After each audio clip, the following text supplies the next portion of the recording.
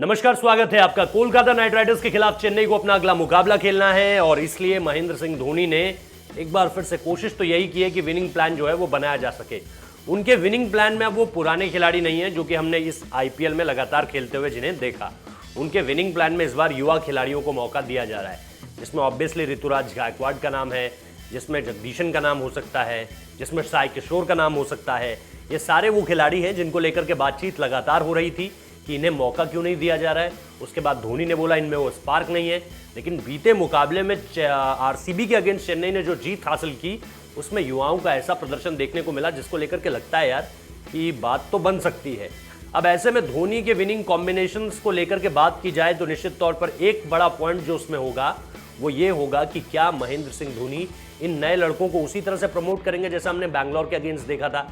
क्योंकि अगर आप बैंगलोर की गेंदबाजी को इस वक्त पे देखें, अगर मैं बल्लेबाजी की बात करूं चेन्नई की, तो बैंगलोर की गेंदबाजी आप देखिए, उसमें पैट्रिक कमिंस के अलावा कोई एक ऐसा गेंदबाज नहीं है जो बहुत ज़्यादा इन फॉर्म हो या जो बहुत ज़्यादा इस वक्त पे तबाही मचा रहा हो गेंद के साथ। लॉकी फर्गुसन ने अच्छा किया था सुपर ओवर में, लेकिन क्या वो इस कंटिन्यूटी को आगे बढ़ाएंगे, ये देखना अपने आप में दिलचस्प होने वाला है। अच्छा, दूसरी तरफ बैंगलोर की जो गेंदबाजी है वो सारे गेंदबाज उनके इस समय पे इन फॉर्म लग रहे हैं, चाहे आप स्पिनर्स ले लीजिए चाहे आप पेसर्स ले लीजिए, और इसी वजह से बैंगलोर की टीम से कई खिलाड़ियों को इंडिया के टेस्ट स्क्वाड में भी जगह मिली है या T20 में भी जगह मिली है या ODIs में भी जगह मिली है।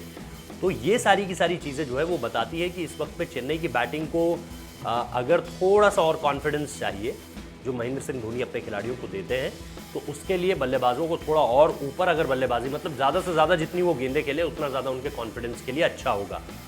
तो ऐसे में सबसे पहला प्लान तो यही होगा धोनी का कि नए लड़कों को ज़्यादा मौका दिया जा सके, क्योंकि 2021 की जो अब टीम बनेगी चेन्नई की वो युवाओं के चेहरों पर ही बनेगी। मतलब आप उसमें बहुत सारे यंग फेसेस देखेंगे क्योंकि ये ट्रांजिशन का दौर शुरू हो चुका है चेन्नई में। दूसरी बात ये कि क्या गेंदबाजी में हम और परिवर्तन देखेंगे या फिर गेंदबाजी उसी तरह से जो हमें दिखती चली आई है अब तक वही रहने वाली है, जिसमें बहुत ज़्यादा चेंजेस की ना तो उम्मीद है और ना ही महेंद्र सिंह धोनी कर रहे हैं। तो ये दो अहम चीज़ें होने वाली हैं इस मुकाबले में कि धोनी का जो प्लान है और ख़ास तौर पर रसल को किस तरह से रोकना है, क्योंकि आपको याद होगा कि आंद्रे रसल को रोकने के लिए जिस तरह से गायकवाड़ ने पिछली बार भी प्लान बताया था वो काम कर गया था। राउंड द विकेट से शॉर्ट बॉल डालिए और आप रसल को आउट कर सकते हैं। तो रसल का जो सोल्यूशन है वो चेन्नई के पास है। इसके अलावा टॉप ऑफ द फॉर्म जो उनके बैट्समैन चल रहे हैं वो शुभमन गिल हैं। शुभमन गिल ने हाईएस्ट रन बनाए KKR के लिए अभी तक इस सीजन में।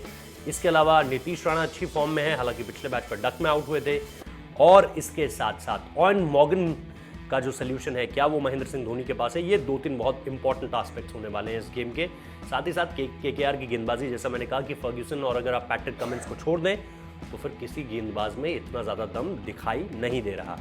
तो देखते हैं यार, लेट्स होप कि चेन्नई की टीम इस मुकाबले में भी जीत हासिल करे और कम से कम विदाई तो अच्छे तरीके से मिले। शुरुआत नहीं हुई अच्छे तरीके से, बीच के मैचेस में और बुरा परफॉर्मेंस किया चेन्नई ने, लेकिन हम चाहते हैं कि जाते जाते कम से कम विनिंग नोट एंड हाई में करे, ताकि अगले सीजन में कॉन्फिडेंस रहे कि यार उस सीजन में जाते जाते ये कुछ अच्छी चीज़ें करी थी, इसको अगर कैरी फॉरवर्ड करते हैं, इस पर अगर कैपिटलाइज करते हैं तो जीत मिल सकती है। फिलहाल इस वीडियो को देखने के लिए बहुत बहुत शुक्रिया।